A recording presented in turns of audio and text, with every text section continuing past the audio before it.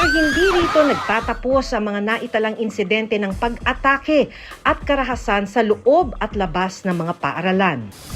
Kinabukasan, matapos ang pamamaril sa Tacloban, isang 17 anyos na grade 10 student ang umano'y nanaksak sa kapwa niya 17 anyos na grade 9 student sa labas ng Public National High School sa San Carlos City, Negros Occidental. June 26, isa pang kaso ng pananaksak ang naiulat sa isang public high school sa Silang, Cavite. Isang 15 anyos na grade 8 student ang nanaksak ng 17 anyos na grade 8 student. Sa parehong araw, sa gitna ng routine bag inspection sa isang eskwelahan sa Apari, Cagayan, nakuha ang isang homemade 38 caliber na baril sa isang grade 10 student. Isang kutsilyo pa ang nasamsam sa isang grade 8 student. June 29, 2026, isang 12 anyos na grade 8 student ang nanaksak din ng 14 anyos na grade 8 student sa labas ng public high school sa Bacolod City. At nito lang Huwebes, isa pang stabbing incident ang nangyari sa Zamboanga City. Isang grade 11 student ang iniulat na nanaksak sa dalawa niyang kaklase. With recent events, mahirap din ma-discount yung possibility of copycat effects kung saan dahil nakikita nila na may ibang gumagawa, and if they think that other kids or young people can get away with it, maaaring gayahin din nila, no? Nakapanayam din namin ng Department of Education o DepEd. Nakakalungkot at nakakabahala dahil nagsunod-sunod. Kahit ganong higpit natin kung talagang gustong gawin, gagawin. Probably this is the downside of modern technology. No? Kung sa DepEd lang, hindi namin kayang pigilan yung intention, hindi namin kayang sawatain yung impluensya. Sa loob lamang ng 2 linggo, 8 kaso na ng school violence ang naitala ng Philippine National Police.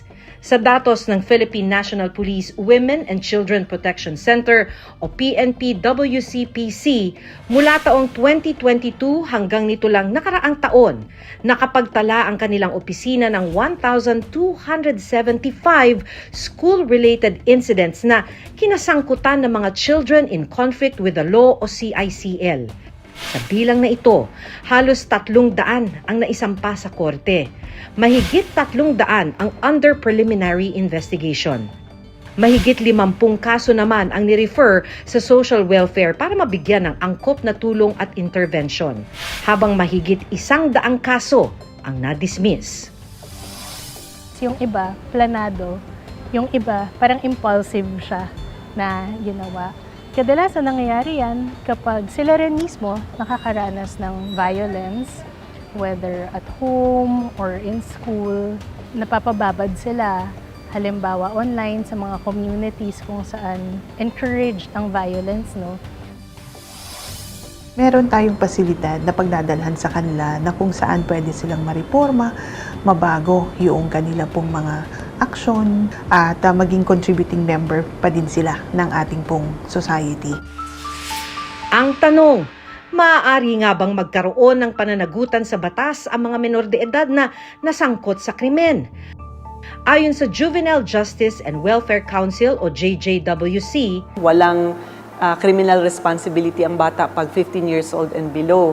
So pag may discernment na at above 15, then pwede na silang kasuhan. ayon pa sa JJWC, para sa mga CICL na 15 taong gulang pababa na nasangkot sa krimen, hindi bababa sa 1 taon ang pamamalagi ng isang CICL sa shelter. Para naman sa mga CICL na higit 15 taong gulang na nasangkot sa krimen, bibigyan sila ng tsansa na dumaan sa rehabilitasyon habang minomonitor ng mga social workers sa loob ng isang shelter.